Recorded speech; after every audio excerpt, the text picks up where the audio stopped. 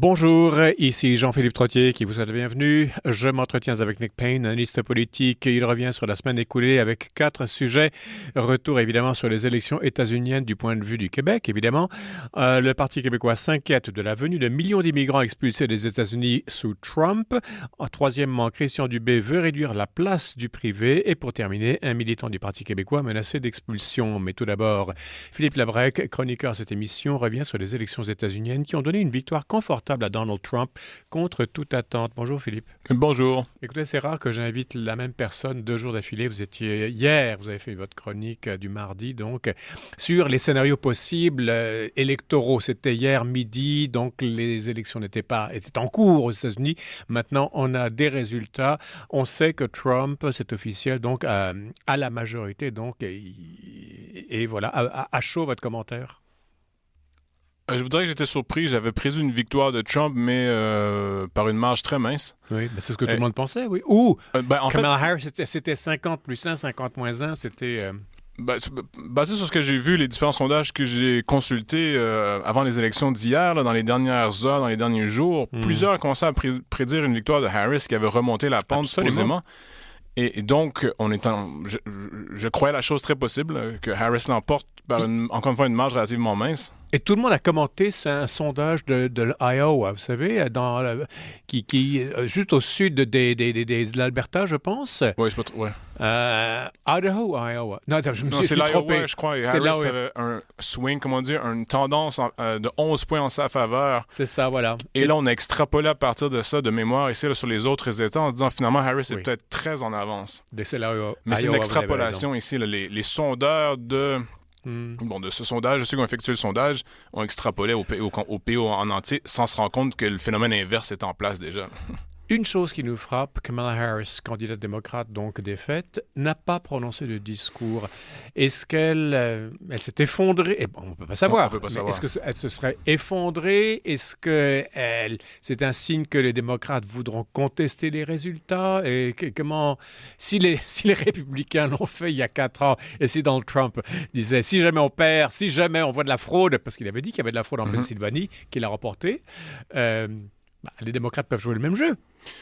C'est probable. À mon avis, le camp démocrate attend pour voir s'ils vont être capables de réduire l'écart entre eux en termes de vote du collège électoral. Oui. Donc, si Trump reste à 267 et Harris s'en rapproche, et donc la marge est mince, ils vont peut-être commencer à contester les résultats dans certains États. Oui. Je ne vois pas lequel, par contre, parce que Trump a remporté non seulement des États clés, mais a remporté ces États par une marge significative. Là, c'était pas minime comme différence. D'accord. Mais je crois que les démocrates s'accrochent à une victoire potentielle.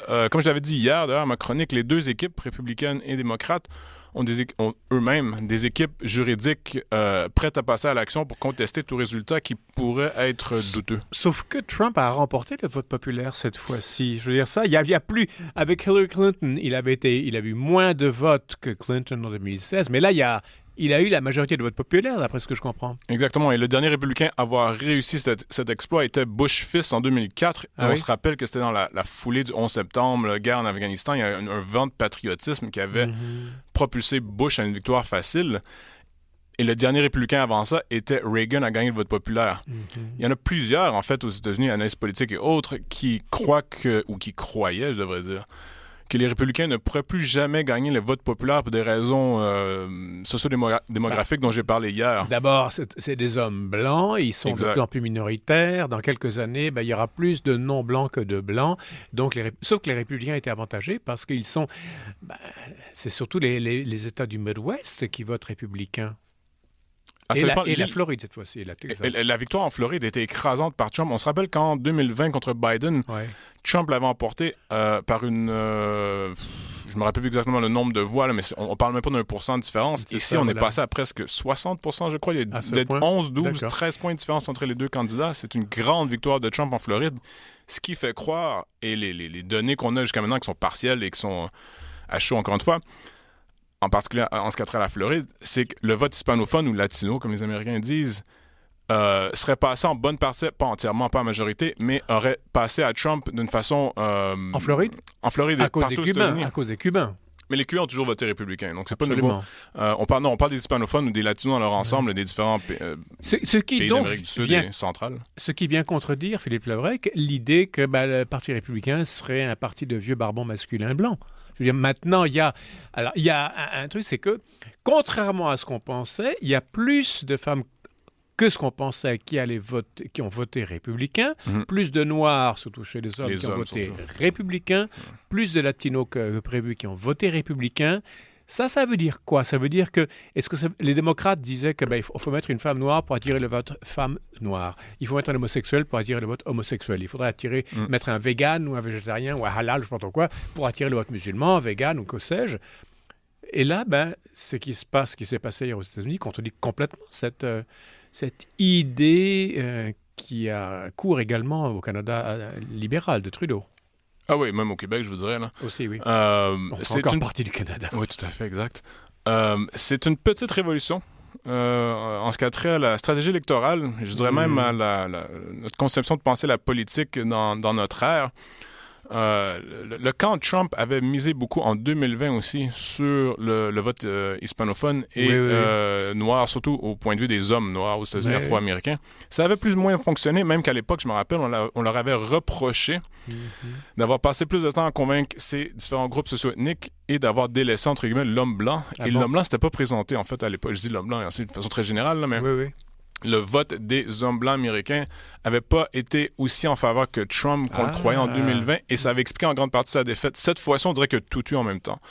Non seulement parce que largement, je reviens aux catégories sociologiques que j'ai mentionnées hier, là, mais les familles vivant à l'extérieur des grands centres, donc en périphérie, en zone agricole, femmes et hommes, mais aussi principalement hommes qui ont largement appuyé Trump. Mais on a vu dans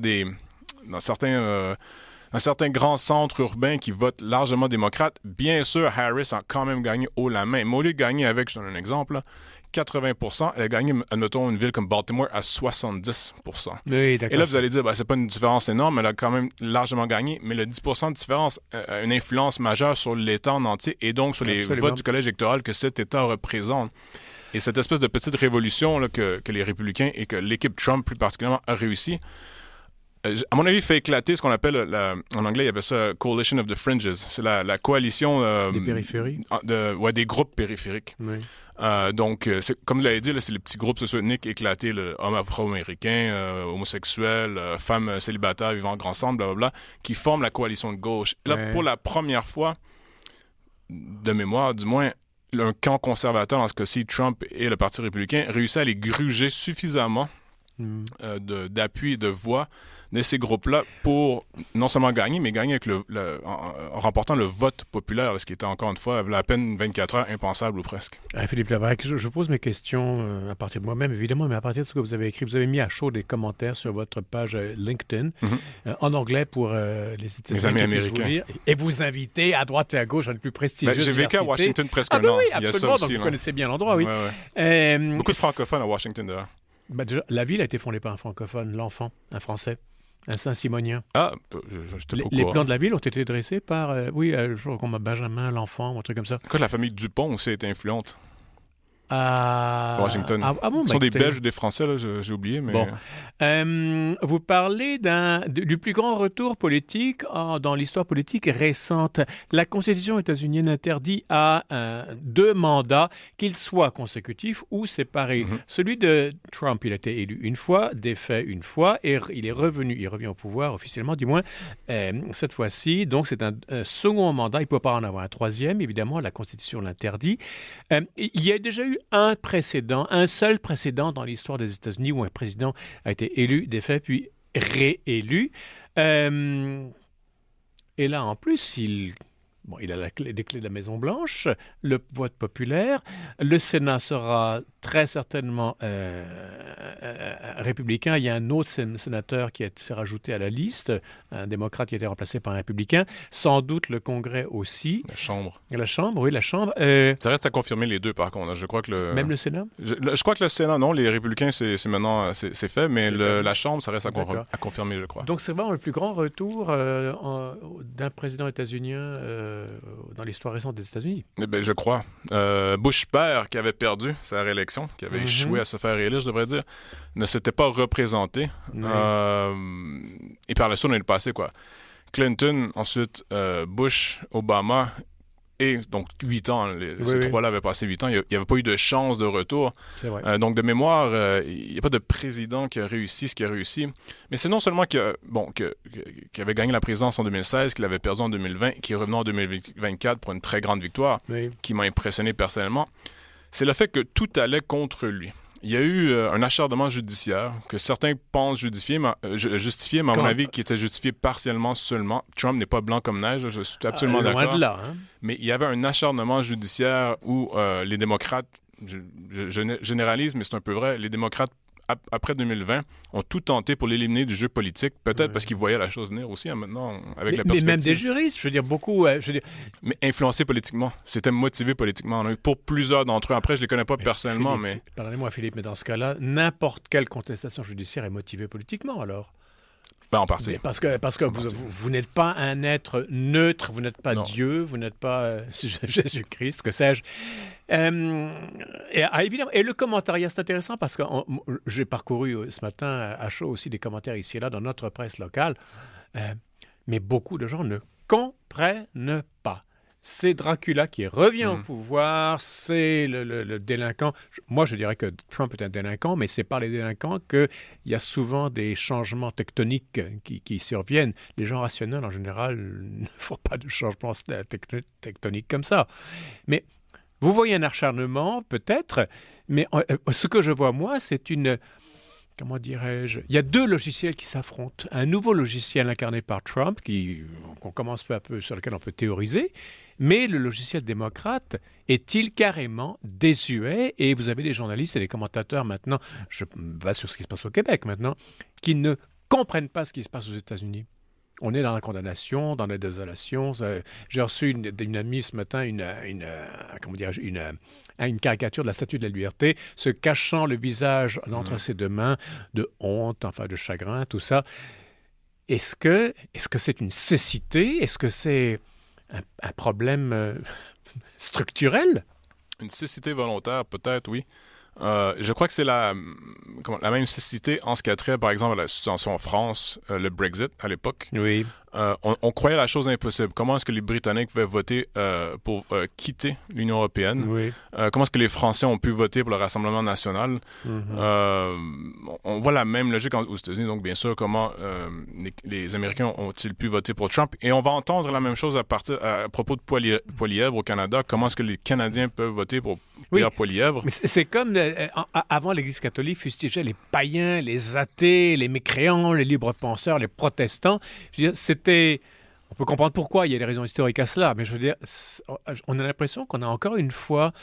On ne peut pas comprendre comment le voisin peut tenir debout sur ses deux pattes. C'est un aveuglement idéologique. Je crois qu'à la base, une classe médiatico-politique, intellectuelle et académique, je dirais aussi, qui conçoit le monde d'une façon comme si l'histoire avait un sens. Donc, l'histoire ne peut qu'aller dans le même sens, dans le sens du progrès, entre guillemets, et ce progrès est toujours progressiste, entre guillemets, ce qui veut dire la gauche, en gros. Et eux sont le clergé. Et c'est le clergé autoproclamé, etc. Ouais. Mais quand même... Trump est loin d'être un saint, mais vraiment très loin. Moi, je dis que c'est un délinquant, si vous voulez, mais un délinquant qui a un sens, en un sens. Et... Vous dites une idéologie motivée par des commentateurs motivés par une idéologie politique, mais ils sont persuadés de parler au nom du bien, au nom de la démocratie, au nom de la liberté, au nom de ceci, au nom de cela, et on les croit. Leurs arguments se tiennent. Sur leur matrice, et j'avais fait une chronique ici il y a quelques semaines à propos de l'influence des médias sur la politique. Et comme j'ai dit, c'est des cercles fermés. Ces gens-là vivent dans les mêmes quartiers, vont aux mêmes écoles, vont aux mêmes universités, travaillent aux mêmes endroits. Et donc, ce qui arrive, c'est qu'ils commencent à voir le monde dans une bulle fermée. Et donc, ils croient à ce qu'ils disent. Ouais. Et ça les empêche, ça les aveugle, je crois, en ce qui a trait à des phénomènes comme celui de Trump au Rassemblement national ou le Brexit à l'époque. Oui. Ils ne peuvent pas comprendre ceci parce que, comme je dis, ce serait aller à l'inverse du sens de l'histoire. On entend souvent c'est pas un dicton, mais c'est une façon de parler. Vous n'allez pas dans le sens de l'histoire. comme c'était non seulement une insulte, mais on vous éjecte, on vous force à sortir du débat public, vous êtes infréquentable, et donc votre opinion ne... Elle ne mérite même pas d'être considérée. Ni un débat. Donc, on n'a pas besoin de débattre avec ces gens qui ne sont pas dans l'histoire. Diogène, je crois que c'est un peu ça. Là. Diogène de Sinope, qui a vécu il y a très longtemps dans la Grèce antique à Athènes, qui a fondé l'école des cyniques, se promenait tout nu dans Athènes avec comme Bobette, un tonneau, n'est-ce pas, avec le front percé. Il avait une lanterne, il disait « Je cherche un homme, je cherche un homme ». Bon. Il y a une histoire qui dit la chose suivante. Il va chez un riche Athénien, puis à un banquet, les invités sont riches, etc. Et lui, il est presque tout nu, et il est en bas de la table, et il y a une gamelle, et puis le maître de séance lui envoie une cuisse de poulet, comme ça, lui jette dans sa gamelle une cuisse. Applaudissements, rigole du philosophe humilié. Diogène, qui avait un sang-froid absolument extraordinaire, prend son poulet, le gruge méthodiquement, il se lèche les doigts, il se lève, il va vers l'hôte qui lui a lancé le vin, il se déboutonne, si j'ose dire, et il pisse littéralement sur le maître, qui éructe, qui couine d'indignation, l'assistance est interdite, et Diogène, sans se départir de son flegme, dit « Tu m'as traité comme un chien, je me comporte comme un chien ». Est-ce que, voyez-vous, la diabolisation dont on a accablé le clan Trump, et je ne dis pas que tout est faux, tout est justifié, mais je veux dire, le réel est beaucoup plus ambigu qu'on le pense. Est-ce qu'il y a là, on a tellement traité Trump comme un chien qu'il s'est comporté comme un chien? J'ai l'impression que c'est plutôt assagi. Je crois qu'il était pire en 2016 ah bon? Et même 2020 à la limite. Depuis, je ne dis pas que c'est assagi, je ne dis pas que c'est devenu un ange. Là, ici. C'est Trump et avec ses commentaires désobligeants des fois, exagérés. Bon, ça n'a pas changé. Mais somme toute, je crois que c'est assagi dans le sens où, politiquement parlant, il était beaucoup plus juste. Beaucoup plus mesuré et a bien compris là, qu'il y avait quand même certaines choses à ne pas faire, certaines choses à faire. Pour ceux qui ont écouté, par exemple, l'entretien avec Joe Rogan, qui a vraiment fait les manchettes d'un entretien de 3 heures. C'est sur Fox, ça, ou quoi? Je l'ai regardé sur YouTube, mais c'est sur Shopify aussi, je crois. Oui, d'accord, oui. Qu'est-ce qu'il a dit? Trump, en fait, était assez, j'ai envie de dire, normal. Ouais. Il ne disait rien de choquant. Il y avait des idées qui détonnaient un peu, mais c'est vraiment... Par exemple, sur le protectionnisme, les tarifs, l'impôt. Mais c'était rien de choquant. Là. C'était pas les espèces de déclarations, à mon avis, qui étaient beaucoup plus choquantes en 2016. Et donc, ça m'a fait croire qu'il s'est assagi un peu. Choisir J.D. Vance, d'ailleurs, comme colistier, qui est maintenant, ou devrait être maintenant vice-président, lui a peut-être permis aussi de laisser Vance parler de sujets plus chauds, plus difficiles, comme l'immigration, comme l'appauvrissement du Rust Belt et de certaines classes ouvrières américaines blanches aussi. Là. Ça, c'est ma dernière question. Dans 1 ou 2 minutes, Philippe Labrec, le temps file à une vitesse folle. Est-ce que, voyez-vous, un schisme se dessiner chez les démocrates? Parce qu'il y en a qui ont voté Trump et d'autres qui ont voté Harris. Le schisme est surtout entre les groupes ethnico-culturels qui constituent la grande alliance de gauche. Ouais. Pas qu'aux États-Unis d'ailleurs. C'est vrai. Il faut qu'ils se posent des questions. Parce que je crois que, et ça je l'ai déjà entendu, surtout quand j'étais à Washington, d'ailleurs, j'ai entendu à quelques reprises, en ce qui a trait aux Afro-Américains. Et j'avais d'ailleurs interviewé Shelby Steele pour mon livre sur le conservatisme à l'époque. C'est qui, lui? Un intellectuel afro-américain conservateur. Et il disait, en fait, les démocrates prennent notre vote pour acquis, en parlant des Afro-Américains. Et ça, chez la plupart des conservateurs afro-américains, on entend cette rengaine, si on peut dire, mais une critique absolument valide, à mon avis, c'est que les démocrates prennent leur vote pour acquis. Et je crois que les démocrates ont pris le vote hispanophone, par exemple, pour acquis, des femmes aussi pour acquis. Oui, ils l'ont tenu pour acquis. Et ils ont tellement oui. misé sur ça que ça les a pris de surprise quand ils se sont rendus compte que ces groupes-là, dans leur quotidien au privé, sont plus conservateurs que la moyenne de l'Américain blanc, par exemple, qui est probablement un peu plus à gauche que l'Afro-Américain moyen. Je vois. Dans le privé, là, bien sûr. Je vous lance en rafale d'autres questions parce que c'est tellement frais maintenant, Philippe Labrec. C'est ma dernière question. Trump ne pourra pas se représenter. Il a 78 ans. À la fin de son mandat, si on ne l'assassine pas, s'il ne meurt pas, s'il n'y a pas un déclin cognitif, comme beaucoup de gens ont noté, il aura 82 ans. Il ne pourra plus se représenter. Pensez-vous que J.D. Vance, qui est très ambitieux aussi, il pourra faire les 2 autres mandats? Enfin, voyez-vous qu'on ait 12 années républicaines, c'est-à-dire 3 mandats républicains à la Maison-Blanche? Je crois que c'est possible. On est en train de délirer. Non, je crois que c'est possible. Après, là, on fera les 4 premières années pour voir ce qui va arriver à Trump d'ici là. Je dirais même, commençons avec les 2 premières années de la présidence de Trump, puisqu'il y aura les midterms, les élections de mi-mandat dans 2 ans, qui devraient être un autre indicateur. Mais je crois que la sélection de J.D. Vance comme colistier de Trump était pensée dans cette lignée, à savoir J.D. Vance serait un bon candidat pour reprendre le Trumpiste dans 4 ans et les rênes du Parti républicain. Je pense que la logique était là parce que si quelqu'un peut incarner le Trumpiste après Trump, il faut aussi rappeler que le Parti républicain, après Trump, fait quoi? Il y a un peu un vide, où il y avait un vide idéologique. Tout à fait. Et Vance remplit ce vide. Il comble ce vide et représente un Trumpiste plus jeune, qui vient de cette classe ouvrière désabusée par la mondialisation. Donc, je crois que oui, on peut penser à 12 ans, potentiellement, avec donc 2 mandats de Vance suivant celui de Trump. En tout cas, Philippe Lavrec, ça vous donne beaucoup de blé à moudre.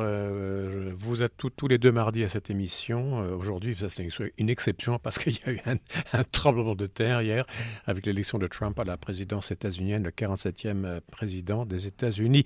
Merci beaucoup,